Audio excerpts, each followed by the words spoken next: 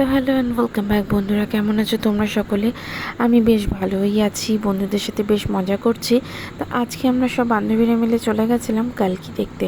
আমরা 4-5 দিন আগেই টিকিটগুলো কেটে রাখি, যে জানি না পাবো কি না, তাই টিকিটটা আগেই কেটে রেখেছিলাম। পৌঁছে যাই কালকি দেখতে 4:40 বিকেলবেলা শো থাকে। তো আমরা এইভাবে এন্ট্রি নিয়ে নিই, সব কিছু রিয়াই হ্যান্ডেল করছিল টিকিট ফিকিট। তো ভিতরে ঢুকতেই আমাদেরকে দিয়ে দিল চশমা সবাইকে হাতে হাতে। চশমাটা পেয়ে আমাদের তো ফিলিং হচ্ছিল যে সানগ্লাস পেয়ে গেছি, বিচে যাচ্ছি হয়তো ঘুরতে। তারপরে আমরা কিছুক্ষণ ওয়েট করার পর স্ক্রিনিংটা অন হতেই আমরা ভিতরে চলে গেলাম, সবাই একটু ছবি টবি তুলে নিয়ে।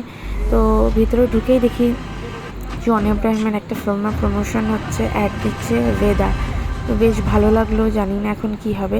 ট্রেলারটা ফার্স্ট টাইম দেখলাম, তো অপেক্ষায় থাকলাম এটা দেখার। তারপরে এই চশমাটা পেয়ে গেছিলাম, চশমাটা পরে নিলাম। চশমা ছাড়া তো আমি পুরো সবাই আমরা ঘোলা ঘোলা দেখতে পাচ্ছিলাম। তো এবারে সে ফিল্মটার কথা, ফার্স্ট হাফে এতটাই বোরিং ছিল যে কিছু বলার নেই। শাশ্বত চ্যাটার্জির অভিনয় ভীষণ ভালো লেগেছে আমাদের।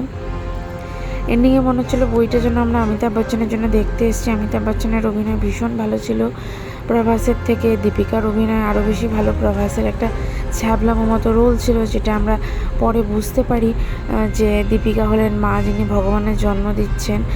আর হচ্ছে প্রভাসের এখানে লাস্টের রোলটা বোঝা যায় যে ওগুলো কর্ণের মানে নেক্সট জন্ম এটা হয়েছে।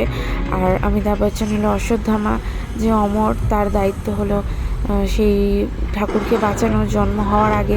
দীপিকা প্রেগনেন্ট, দীপিকাকে বাঁচাতে বাঁচাতে পুরো ফিল্মটা শেষ হয়ে গেল।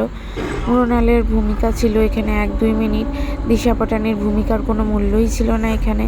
সেকেন্ড হাফে বইটা একটু ভালো লাগলেও যখন ভালো লাগলো বইটা শেষ হয়ে গেল। তারপরে আমরা গল্পে চলে গেলাম। গল্পে গিয়ে গল্প করতে করতে একটু খাওয়ার অর্ডার করে দিয়েছি সবাই। তো আমি আমার জন্য নিয়েছিলাম এই আন্না স্পেশাল ধোসাটা, ভীষণ বাজে ছিল।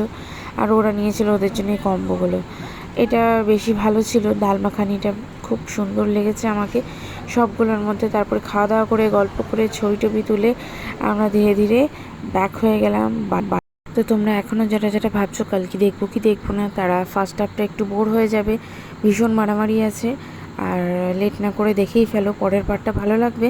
আর যখনই বইটা ইন্টারেস্টিং হবে বইটা শেষ হয়ে যাবে। Bye, tata.